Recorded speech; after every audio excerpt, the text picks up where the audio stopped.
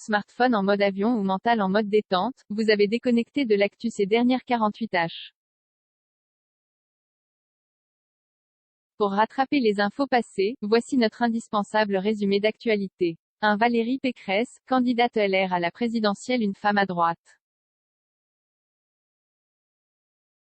Samedi, avec 60,95% des voix, Valérie Pécresse, la présidente de la région Île-de-France, a été désignée candidate LR à l'élection présidentielle de 2022.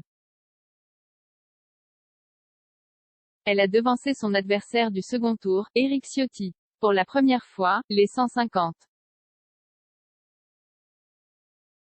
000 militants LR ont choisi une femme comme candidate à la présidentielle.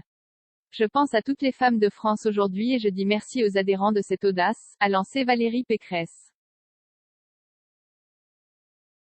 La candidate doit désormais affronter le défi de l'unité, alors qu'Éric Ciotti, dès dimanche, lui reprochait déjà de ne pas envoyer le bon message, en refusant de reprendre certaines de ses propositions. 2. À Lesbos, le pape François dénonce un naufrage de civilisation. Arrêtons ce naufrage de civilisation. Ce dimanche 5 décembre, le pape François a lancé un appel à la solidarité, dans le camp de migrants de l'île grecque de Lesbos. Le souverain pontife a plaidé en faveur d'une meilleure intégration des migrants en Europe. Lors d'un vibrant discours, il a déclaré que la Méditerranée est en train de devenir un cimetière froid sans pierre tombale.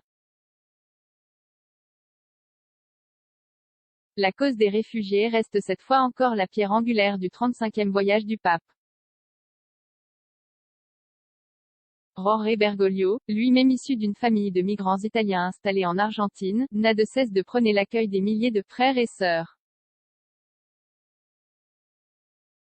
3. Le variant Omicron recensé dans 38 pays, le FMI inquiet pour la croissance. Un nombre toujours grandissant de pays signalait vendredi des cas du variant du coronavirus Omicron qui, même si l'on dit n'avoir à cette heure pas connaissance de cas mortels, inquiète au point que le Fonds monétaire international, FMI, envisage de réviser ses prévisions de croissance mondiale.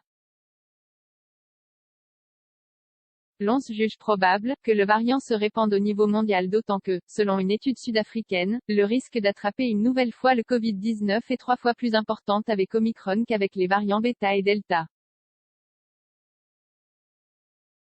Néanmoins, certains experts estiment même que les signaux sont encourageants sur sa dangerosité. Les laboratoires se sont par ailleurs dit confiants dans leur capacité à adapter les vaccins.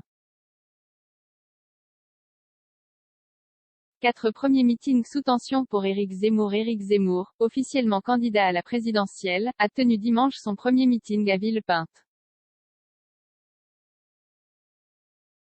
Il a annoncé le nom de son parti, Reconquête. Une manifestation contre le candidat a eu lieu à Barbès tandis que d'autres militants hostiles rejoignaient Villepinte.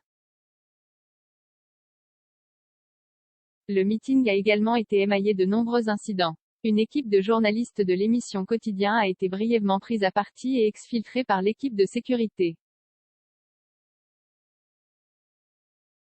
Des militants de SOS Racisme portant des t-shirts « Non au racisme » ont également été attaqués et blessés par plusieurs personnes dans la salle. L'association annonce qu'elle portera plainte. 5. Le PSG décroche le nul face à Lens en Ligue 1 sur le fil. Le PSG s'en est bien sorti samedi soir à Lens en évitant la défaite à la dernière seconde. Il a réussi à ramener un nul miraculeux, 1-1, en égalisant dans le temps additionnel.